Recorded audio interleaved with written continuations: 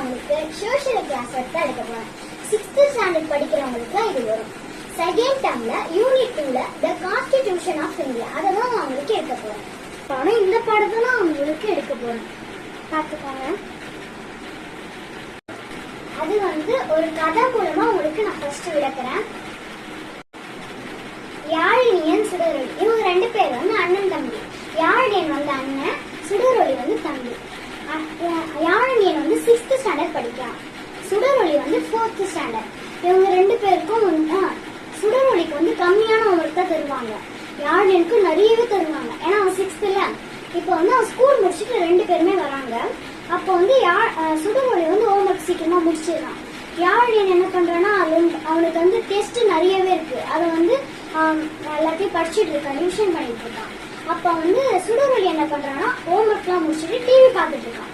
ரொம்ப வால்யூம் அதிகமா வச்சு பார்த்துட்டு இருக்கான். அப்ப யாழினியனுக்கு ரொம்ப டிஸ்டர்ப் ஆகல. நம்மளுக்கு எப்படி டெஸ்ட் படிக்கும்போது நம்மளுக்கு டிஸ்டர்ப் ஆகாது, அந்த மாதிரி அவனுக்கும் டிஸ்டர்ப் ஆகுது. அவன் போயிட்டு ரெக்யூஸ்டா கேட்பான் இந்த மாதிரி அவன் தம்பி கிட்ட, டே நான் டிவில ஆஃப் பண்ண சொல்லல, சவுண்ட் வால்யூம் மட்டும் கம்மி பண்ணு பிளீஸ் அப்படின்னு சொல்லி ரெக்யூஸ்டா கேட்பான்.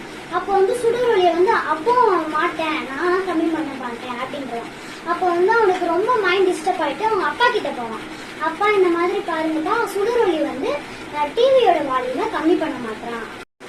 யார் அவங்க ஃபாதர் கிட்ட கம்ப்ளைண்ட் பண்ணிட்டோன்னே அவங்க ஃபாதர் சுடரொளி கிட்ட கேட்பார், டே நீ சவுண்ட் வால்யூம் கம்மி பண்ணால, அவனுக்கு நாளைக்கா டெஸ்ட் இருக்கு, அவன் படிக்கணும்ல, நீ இந்த மாதிரி பண்றதுனால அவனுக்கு மைண்ட்ல டெஸ்ட் அவனுக்கு ஏறாது, நீ பாக்குற டிவி தான் அவனுக்கு மைண்ட் ஏறும் அப்படின்னு சொல்லிட்டு அவர் பேசிட்டு இருக்கணும்.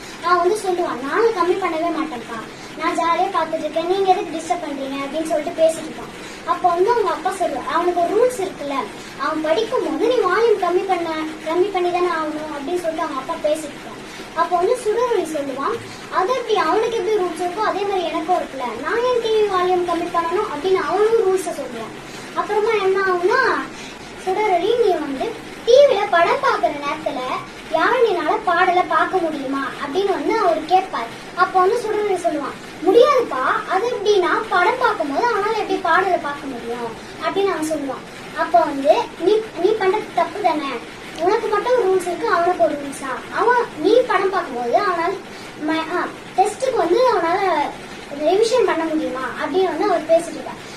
அப்புறம் சரிப்பா நான் வால்யூம் கம்மி பண்றேன் அப்படின்னு சொல்லிட்டு சுடரொளி வால்யூம் கம்மி பண்றேன். அப்போ இவங்க 3 பேரையும் ஒருத்தர் கவனிப்பாங்க. அவங்க யாருன்னா அவங்க அம்மா தான் கவனிப்பாங்க. அவங்க அம்மா சொல்லுவாங்க, உங்களுக்கே இந்த வீட்டுக்கு உங்க 2 பேருக்கே இவ்வளவு ரூல்ஸ் இருக்குன்னா அப்போ இந்த நாட்டுக்கு அதுக்கெல்லாம் எவ்வளவு ரூல்ஸ் இருக்கும் அப்படின்னு அவங்க அம்மா சொல்லுவாங்க. தெரியுங்களா, உங்களுக்கே இந்த கதையை பத்தி புரிஞ்சிருக்கும். வீட்லயே இவங்க 2 பேருக்கும் இவ்வளவு சண்டை, இவ்வளவு பிரச்சனைகள்லாம் அதுக்கு ரூல்ஸ் தேவைப்படுது. அப்போ இந்த இந்திய நாட்டுல பல்வேறு மொழிகளை பேசுறவங்க, பல்வேறு இனத்தை சார்ந்தவங்க, பல்வேறு மதத்தை சார்ந்தவங்க என பல கோடி மக்களுக்கு எவ்வளவு ரூல்ஸ் தேவைப்பட்டிருக்கும். அதற்காக தான் B.R. அம்பேத்கர், சர்தார் வல்லபாய் பட்டேல் இவங்க இந்த மாதிரி குழுவா சேர்ந்து என்ன பண்ணாங்கன்னா இந்தியாவுக்குன்னு தனியா கான்ஸ்டிடியூஷனை உருவாக்குனாங்க.